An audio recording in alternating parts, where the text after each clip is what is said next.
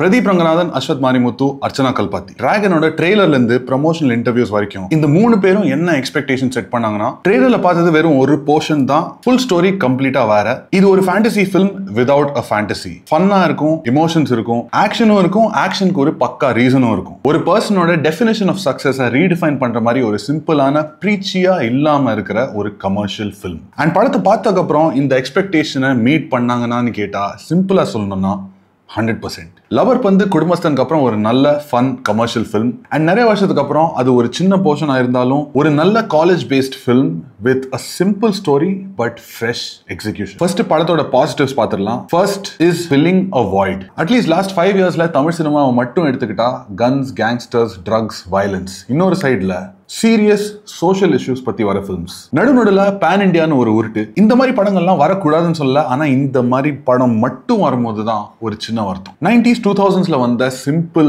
Love stories, comedies, romantic comedies, இல்ல college paste films, இந்த மாதிரி ஃபிலிம்ஸ் இப்போலாம் ஏன் வர மாட்டேங்குது? அதான் ஒரு சின்ன ஏக்கம். தியேட்டருக்கு இப்போ மோஸ்ட்லி காலேஜ் ஆடியன்ஸ் தான் வராங்க, யங் ஆடியன்ஸ் தான் வராங்கன்னு சொல்றாங்க. ஆனா அவங்கள பத்தின ஸ்டோரிஸ் ரொம்ப கம்மியா தான் வந்துட்டு இருக்கு. மேபி கரெக்டான டைரக்டர் அமையல, மேபி கரெக்டான ஸ்டார்ஸ் இல்ல இந்த மாதிரி கேரக்டர்ஸ் நடிக்கிறதுக்கு. பட் finally இந்த void fill பண்ற மாதிரி we have got a brand new combo which is Ashwath Marimuthu and Pradeep Ranganathan. and இவங்க ரெண்டு பேரும் சேர்ந்து பண்ண இந்த படத்தினால hopefully இந்த ஜானர்ல இன்னும் ஃபன்னான ஜாலியான ஃபிலிம்ஸ் வரும். அதுக்கு தேவையான டைரக்டர்ஸ், ஆக்டர்ஸ் இன்னும் இண்டஸ்ட்ரிக்குள்ள வருவாங்க. Number 2, Pookie villain. The more successful the villain, the more successful the picture அப்படின்னு ஆல்ஃபிரட் ஹிச்காக் சொல்லியிருப்பாரு. இன்க்ளோரியஸ் பாஸ்டர்ஸ்ல ஹான்ஸ் லாண்டா, லகான்ல வர வெள்ளக்காரன், தனியொருவன்ல சித்தார்த் அபிமன்யு, இல்ல மாஸ்டர்ல பவானி, எல்லாரும் வேற வேற வகையில கொடூரமான வில்லன்ஸ். ஹீரோக்கு செம டஃப் கொடுப்பாங்க. அதனாலதான் அந்த படங்கள்லாம் அவ்வளவு சுவாரஸ்யமா இருக்கும், இன்னைக்கும் பேசப்படும். பட் டிராகனோட ஆன்டாகனிஸ்ட் எப்படின்னா, மாநாடுல எப்படி எஸ்.ஜே. சூர்யாவோட ஒரே நோக்கம் சிம்பு சாவக்கூடாது, அதே மாதிரி டிராகன்ல வில்லனோட ஒரே நோக்கம் என்னன்னா ஹீரோ தோத்து போயிடக்கூடாது. அவ்வளவு ஒரு நல்ல பூக்கியான வில்லனை பாக்குறதுக்கு ஃப்ரெஷ்ஷா இருந்தது.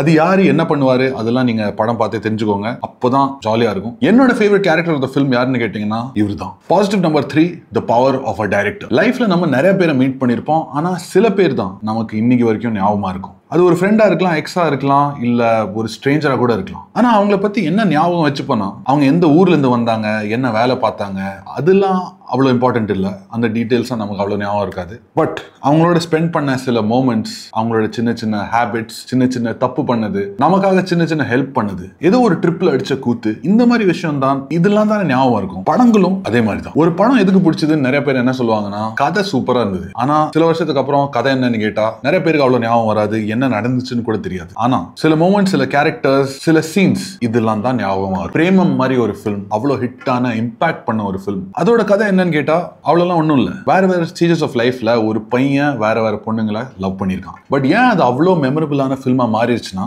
மலர் டீச்சர் மாதிரி கேரக்டர்ஸ் கல்ச்சரல்ஸ் டைம்ல அடிச்ச கூத்து, தம்பத்தை வச்சு அப்படியே ஸ்லோ மோஷன்ல ஃப்ரெண்ட்ஸோட நடந்து வருது, சண்டை போடுறது, கண்மணி அன்போடு காதலன் அதெல்லாம் பாடுறது, ரெட் வெல்வெட் கேக், இதெல்லாம் தானே ஞாபகம் வரும். இதுதான் the power of the director.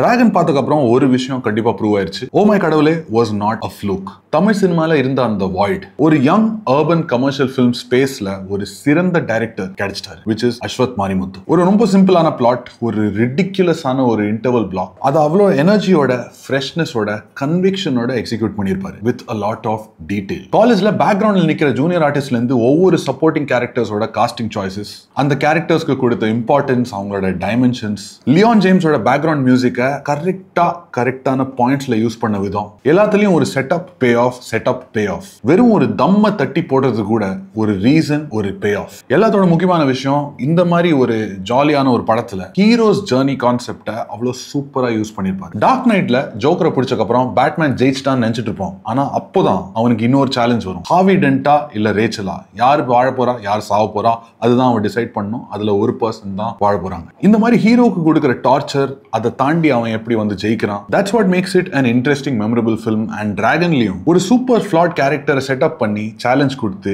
ஜெயிக்க வச்சு ஒரு புது செம்மையான லைஃபை கொடுத்து, என்னடா எல்லாம் சூப்பரா ஜாலியா போயிட்டு இருக்கேன்னு யோசிக்கும் போது டப்புன்னு ஒரு ட்விஸ்ட் வைப்பாங்க. வாங்க ஹீரோவை இன்னும் கொஞ்சம் டார்ச்சர் பண்ணலாம், அவன் எப்படி ரியாக்ட் பண்ண போறான்னு பார்ப்போம், இதை தாண்டி அவன் ஜெயிச்சு வரானான்னு பார்ப்போம். Good screenplay writing and good direction என்னன்னு கேட்டா அது இதுதான். இன்னொரு இம்பார்ட்டன்டான பாசிட்டிவ், பிரதீப்போட screen presence. Time for one more Batman reference. சின்ன வயசுல குட்டி ப்ரூஸ் வேனோட மிகப்பெரிய வீக்னஸ் என்னன்னா பேட்ஸ். ஒரு ஆழமான கேவ்ல விழுந்ததுக்கு அப்புறம் சுத்தி பேட்ஸ் பறக்கிறத பார்த்து லைஃப்ல பேட்ஸை பார்த்தாலே பயத்துல ஃப்ரீஸ் ஆயிடுவான். ஆனா வளர வளர ஸ்லோவா அந்த பேட்டை தான் அவனோட சிம்பிளாவே மாத்திடுவான். ஒரு வகையில நான் இந்த குவாலிட்டியை பிரதீப்லயும் பாக்குறேன். பிகாஸ் ஸ்கூல், காலேஜ் இல்ல லவ் டுடே டைம்லயும் அவரோட லுக்ஸ், பாடி லாங்குவேஜ் எல்லாத்தையும் பார்த்து நிறைய பேர் ட்ரோல் பண்ணிருக்காங்க. பட் சினிமாவோட பியூட்டியே இதுதான். உன்னை பார்த்து எவன் தான் எதை வச்சு ட்ரோல் பண்றானோ அதையே உன்னோட ஸ்ட்ரென்த்தா மாத்து. உன்னை பார்த்து எவன் எதை வச்சு ட்ரோல் பண்றானோ, எது உன்னோட வீக்னஸ்னு இந்த உலகம் நம்புதோ அதே ஒரு கதை வழியா ஒரு ஸ்ட்ரென்த்தா மாத்தலாம். ஹேட்டர்ஸை ஃபேன்ஸா மாத்தலாம். ஒல்லியா இருக்கேன்னு ட்ரோல் பண்றியா, சரி பனியன் லுங்கிலே வர. நீ ட்ரோல் பண்ண பாடியை வச்சே நடிச்சு காட்டி உன்னை சிரிக்க வச்சு என்ன பிடிக்க வைப்பேன். இந்த மாதிரி ஒவ்வொரு சீன், ஒவ்வொரு ஃப்ரேம்லயும் பிரதீப் த ஆக்டரை மட்டும் பார்க்க மாட்டீங்க. அவரோட ஓன் லைஃப், அவரோட ஸ்ட்ரகிள்ஸ், அவரோட ஃபேமிலி ஹிஸ்டரி, அது காமெடி சீனோ, ரொமான்டிக் சீனோ இல்ல action சீனோ, you can see a bit of the real Pradeep in everything. ஒரு perfect mix of charisma, conviction, passion and life experiences. And அதை முழுக்க அண்டர்ஸ்டாண்ட் பண்ணி அஸ்வத்தும் இந்த படத்தை, இந்த கேரக்டரை அப்படிதான் டிசைன் பண்ணியிருக்காரு. லவ் டுடே ஷூட் பண்றதுக்கு முன்னாடி நிறைய ஹீரோயின்ஸ் இந்த மாதிரி ஒரு ஹீரோவோட நடிக்க முடியாதுன்னு சொன்னாங்க, ரிஜெக்ட் பண்ணிட்டாங்க படத்தை. ஸோ அதனாலேயே இந்த படத்துல ஒன்னு இல்ல 2 ஹீரோயின்ஸ் வைப்போம் அப்படி டிசைட் பண்ணாங்க. அதுவும் சும்மா கெத்து காமிக்கிறதுக்கு இல்ல, ஒரு பர்பஸோட வைப்போம்னு டிசைட் பண்ணாங்க. படத்தோட எண்ட்ல இது சம்பந்தமா ஒரு செம்ம ஸ்வீட்டான சர்ப்ரைஸ் இருக்கு. இந்த படத்தோட பட்ஜெட்டை வச்சு அவங்க என்ன வேணா பண்ணிருக்கலாம், but the decided to do this. அதுதான் மாஸ். பிரதீப் பத்தி பேசுறோம்னா இந்த ஆஸ்பெக்ட் பத்தியும் கண்டிப்பா பேசிதான் ஆகணும். Niket Bommi as the cinematographer, Dinesh Manoharan and Praveen Raja as the costume designers. இந்த 3 பேரும் outstanding work.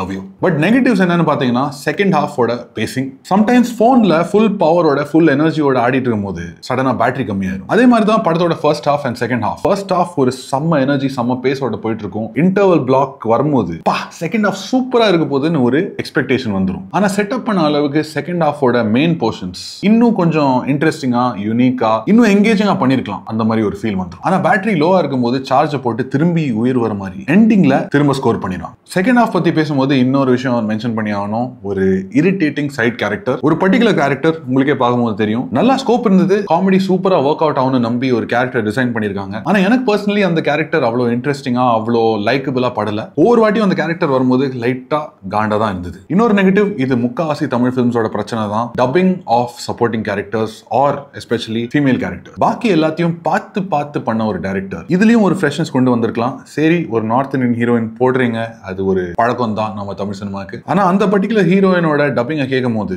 அந்த டப்பிங் ஆர்டிஸ்டோட பேரே நிறைய பேருக்கு தெரிஞ்சிருக்கும். இது அவங்க மேல தப்பு இல்ல, அவங்களோட ஜாப் அவங்க கரெக்டா தான் பண்ணிருக்காங்க. ஆனா இவ்வளவு புதுமை இருக்கிற ஒரு படத்துல ஒரு பழைய ஃபீலிங் இந்த பர்டிகுலர் டப்பிங்னால மட்டும் வரும். அண்ட் இதே பழைய ஃபீலிங் ஒவ்வொரு வாட்டியும் அந்த அம்மா கேரக்டரை பார்க்கும் போதும் கண்டிப்பா வரும். எடிட்டிங்ல தூக்கிட்டாங்களான்னு தெரியல, ஆனா அப்பா கேரக்டருக்கு தந்த ஒரு இம்பார்ட்டன்ஸ், அவ்வளவு டெப்த் அம்மா கேரக்டர் பார்க்கும்போது ரொம்ப கிளீஷேடா தான் இருந்தது. பட் ஓவராலா பார்த்தா எனக்கு பர்சனலி டிராகன் பயங்கரமா கனெக்ட் ஆச்சு. கமர்ஷியல் ஃபிலிம்ஸை நிறைய பேர் யூசுவலி கொஞ்சம் கீழ்த்தனமா தான் பார்ப்பாங்க. ஆனா இந்த படம் பார்க்கும்போது ஒரு விஷயம் என்ன புரியுதுன்னா, அது எவ்வளவு கஷ்டமான விஷயம்னு to execute such a film at such a meter with such a freshness. Next Ashwath என்ன மாதிரி படம் பண்ண போறாருன்னு ஒரு எக்ஸைட்மெண்ட் கண்டிப்பா வருது. இதுக்கும் ஹையர் பட்ஜெட் படத்துல அடுத்ததா பிரதீப் என்ன பண்ண போறாரு, இதுவும் ஒரு எக்ஸ்பெக்டேஷனா இருக்கு. அண்ட் இதுக்கப்புறம் இன்னும் காலேஜ் பேஸ்ட் ஃபிலிம்ஸ் வரும்னு ஒரு லைட் ஹோப்பும் இருக்கு. உங்களுக்கு டிராகன் கனெக்ட் ஆச்சா, கனெக்ட் ஆகலையா, அது கமெண்ட்ஸ்ல போடுங்க. பட் ஃபார் நவ, thank you so much for watching. அடுத்த வீடியோல பார்க்கலாம்.